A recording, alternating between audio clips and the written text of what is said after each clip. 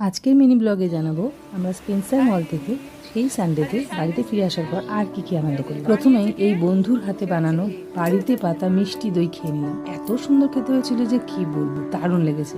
তারপর আমাদের চাউম্যান থেকে একটা অর্ডার দেওয়া ছিল, আর সেই অর্ডারে আমরা কি পেয়েছিলাম সেটাও দেখে নাও। এখানে ছিল egg schezwan rice, chilli chicken আর চাউম্যানের স্পেশাল দুটো চাটনি। আর খাবারটাও ছিল দুর্দান্ত টেস্ট। আমার গলার ভয়েসটা একটু চেঞ্জ হয়েছে কারণ আমার একটু ঠান্ডা লেগেছে, তার জন্য মাঝে মাঝে এই গলার ভয়েসটা একটু চেঞ্জ হয়ে যাচ্ছে। ওই গলা ভেঙে যায় বলে না, সেরকম। তা যাই হোক, তোমরা মানিয়ে নিও। আমরা তারপরে ওখানে বসে সবাই মিলে খাওয়া দাওয়া শুরু করলাম। আর সেদিনটা যেহেতু সানডে ছিল, তাই সানডের দিনটা কি হয়, সারা সপ্তাহ সমস্ত রকম পরিশ্রমের পর একটুখানি সময় পাই আমরা সকলের সাথে আনন্দ করার।